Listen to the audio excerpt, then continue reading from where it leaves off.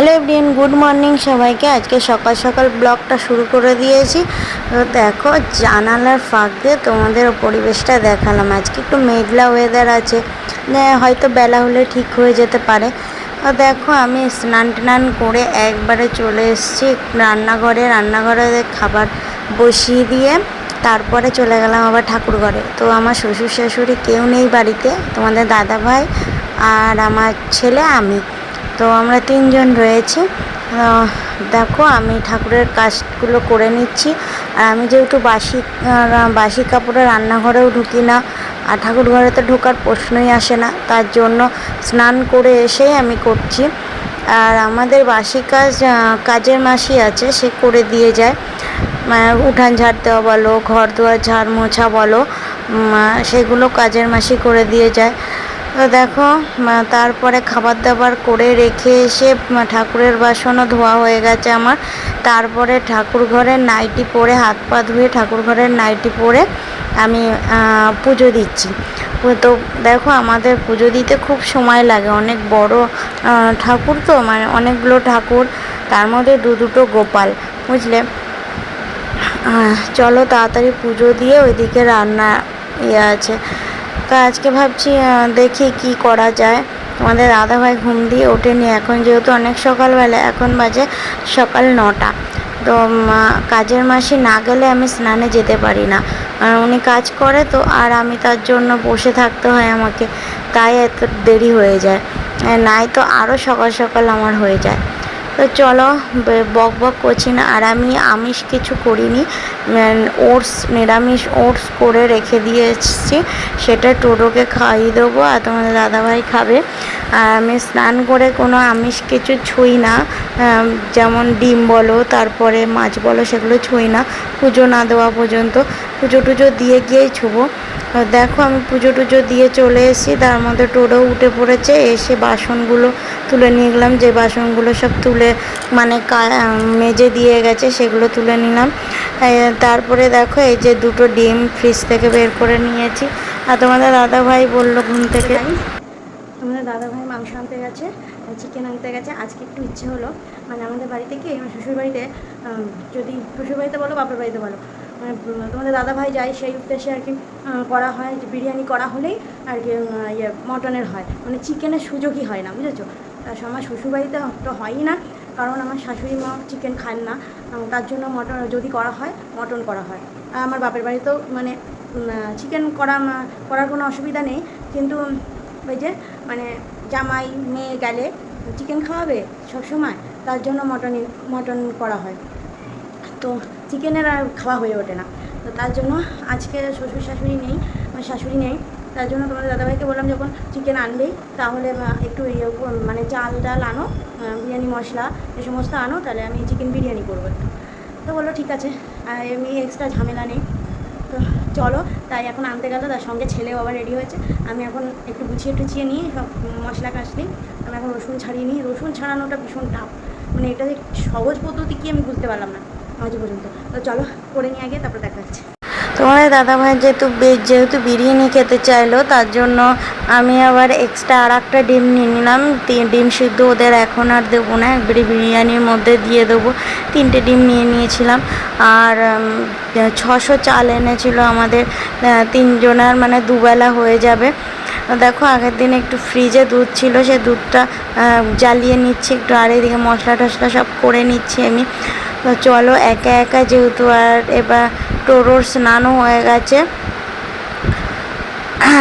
চলো আস্তে আস্তে করে নিই সব। তোমরা দেখতে থাকো ভিডিওটা, কেমন লাগছে কমেন্ট করে জানিও। দেখো, আমি চাল ধুয়ে ভিজিয়ে রেখে দিয়েছিলাম, তোমার দাদাভাইকে বলেছিলাম তাহলে একটু চালও নিয়ে এসো, আর বিরিয়ানি মশলা, আর বিরিয়ানি সেন্ট, এই 3টে জিনিস আনলেই হয়ে যাবে, আর বাদ বাকি সব ঘরেই ছিল।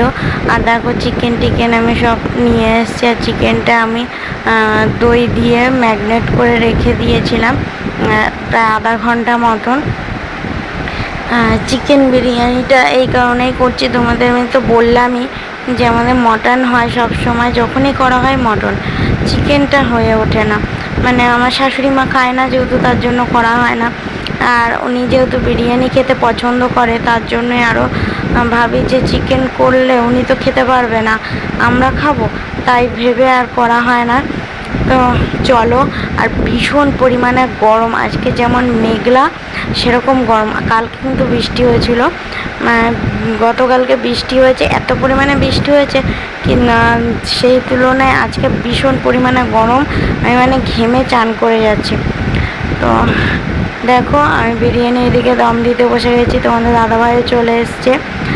আর সব দিক দিয়ে পরিষ্কার করে নিচ্ছে এখন। আর এইদিকে দেখো টোটো কি করেছে, মানে একা যেহেতু, আর এই যে রেডি। তো চলো খাওয়া দাওয়া করে ওদের দই দিলাম দুজনকে। গাইস তো এখন ফ্রেশ হয়ে এখন বাজে 5টা, বুঝেছো, ছেলেকে ঘুম টুম পাড়িয়ে এই উঠে আসলাম, ঘুমাইনি। দেখছি 4:30 বেজে গেছিলো। আমি যদি ঘুম পেয়ে যাচ্ছে বলে, যেহেতু অনেক ভোরবেলা ওঠা, ঘুম পেয়ে যাচ্ছে বলে উঠে পড়েছি। উঠে নিচে আসলাম, কাজের মাসি কাজ করে গেছে, মানে বাসন থালা ধুয়ে দিয়ে গেছে, সেগুলোকে এখন গুছিয়ে নিই।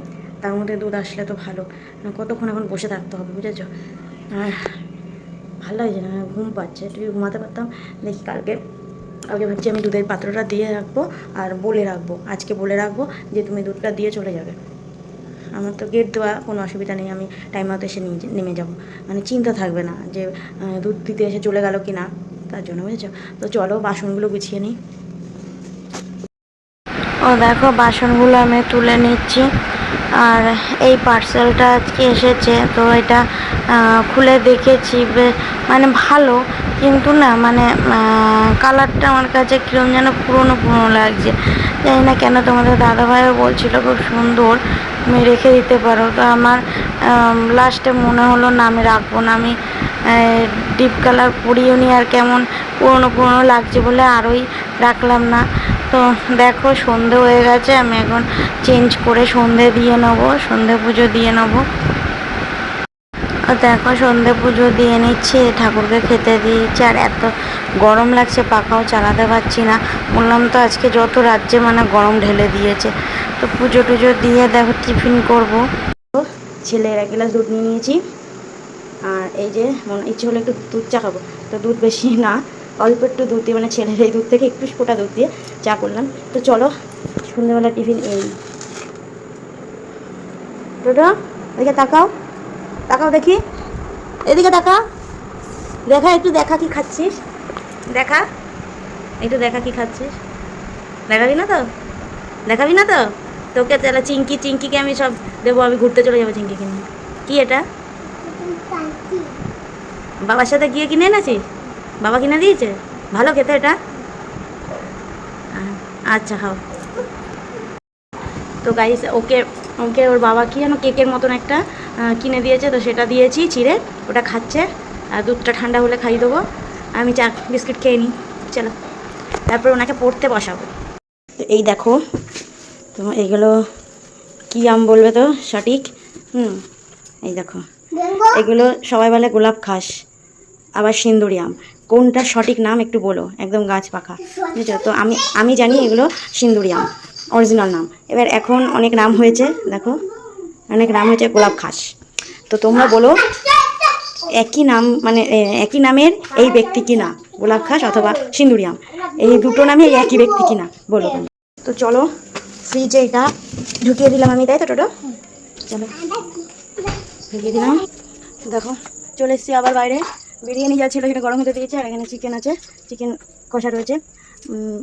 চলো এটাও জ্বালিয়ে নেবো, চলো টাটা। তো এখন সব গরম করা হয়ে গেছে, এখন টোটোকে খাইয়ে দেবো। তো চলো আজকের ভিডিওটা এই পর্যন্ত, আর বেশি বড় করছি না, অলরেডি বড় হয়ে যাচ্ছে ভিডিওগুলো আমার। তো চলো টাটা, বাই বাই, দেখা হবে নেক্সট ভিডিওতে। Good night.